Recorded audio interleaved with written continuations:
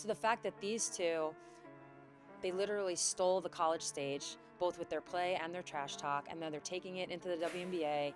It's just going to mean good things for the rest of the landscape of women's basketball. So I'm all for it. I think it's great. I think basketball in the women's game, we've had rivalries for forever. Yeah. You know, we've had competitiveness, we've had trash talk, you name it. It just wasn't getting the looks. It wasn't getting, you know, people weren't covering it. There have been these pivotal moments, and I think what we've seen is a peak, and then sadly some sort of drop off after. What if I told you the WNBA's biggest star is fighting against her own league? Sue Bird, the legend herself, is calling out the WNBA for how they're treating Caitlin Clark. It's David versus Goliath, but Sue's got a slingshot full of truth bombs. Before we move on, I'd like to ask you a small favor. If you appreciate this content, please take a second to like this video and subscribe to the channel. Over 98% of you watch the videos without subscribing. It costs you nothing, but it makes a huge difference to us. So, did you click the subscribe button? Great, thank you so much. Now, back to the video. What I was interested in is you and I are old enough to remember one of the last really big moments in women's sports was after the '99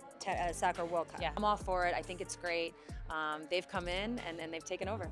I know you've had to answer a lot of questions about this moment in women's sports, but the country was so energized, and those women were heroines to everyone, and they started the WUSA Women's Soccer League in the States, and it didn't take. You know what's crazier? The WNBA didn't see this coming. They thought they could keep things under wraps, but Sue Bird wasn't having it. Now the league's facing a PR nightmare, and it's all because they underestimated the power of speaking up. In these pivotal moments, and I think what we've seen is a peak, and then sadly some sort of drop off after. We didn't have enough infrastructure, we didn't have enough understanding of how to keep the moment going. That started the WNBA. Yeah.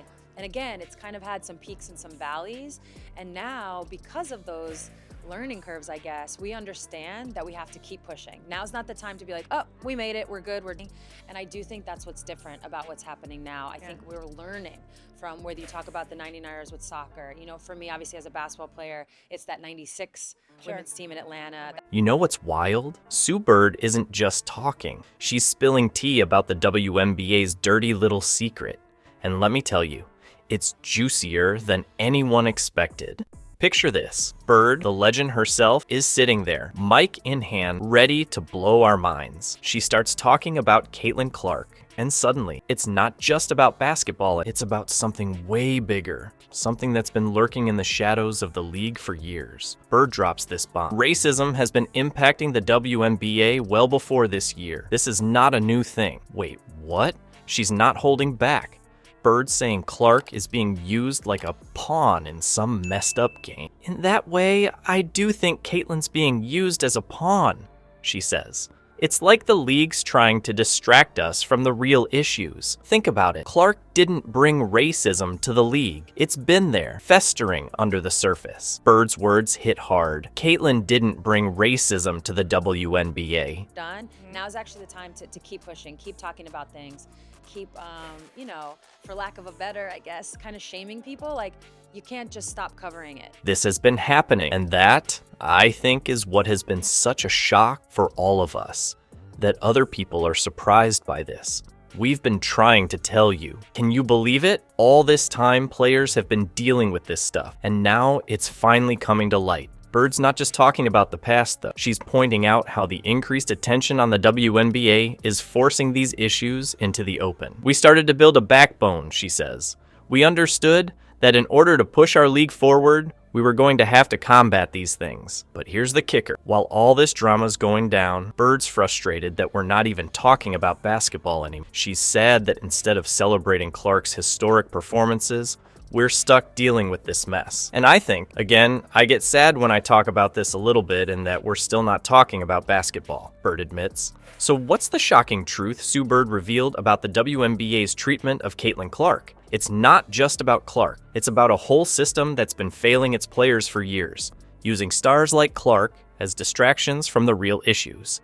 And Bird's not having it anymore. But hold up, because Bird's not done. She's got more to say, and it's about to get even crazier. The WNBA's in for a wake-up call, and Sue Bird's just getting started. Remember when Sue Bird dropped that truth bomb about racism in the WNBA? Well, that's just scratching the surface. The league's got bigger problems, and it starts right at the top with Commissioner Kathy Engelbert. You won't believe what Engelbert just did. She goes on CNBC's Power Lunch, and instead of addressing the serious issues players are facing, she's talking about rivalries. Yeah, you heard that right.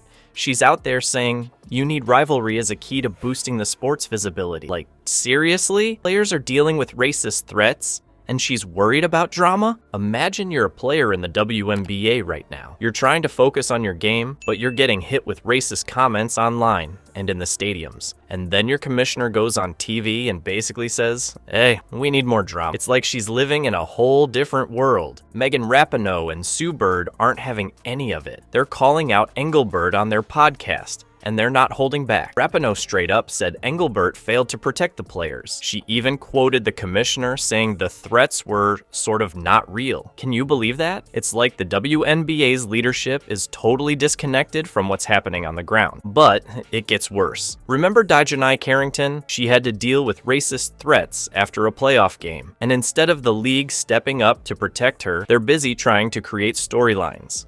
It's like they care more about ratings than player safety. Sue Bird put it perfectly when she said, we started to build a backbone. It feels good to stand up for yourself. It feels even better to stand up for others. The players are realizing they need to fight for themselves because the league sure isn't doing it. Engelbert did try to apologize later, saying she should have been clearer about hate speech being harmful. But come on, that's too little, too late. Damage is done, and players are losing trust in the league's leadership. So how is the WNBA's leadership failing its star players? They're putting profits over principles, ignoring real threats to player safety, and trying to create drama instead of addressing serious issues.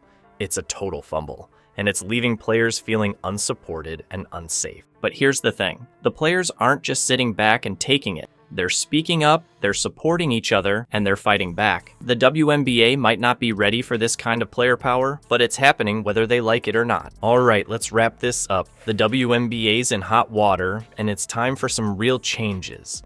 Sue Bird stepping up and speaking out? That's not just brave, it's a wake-up call for everyone who loves basketball.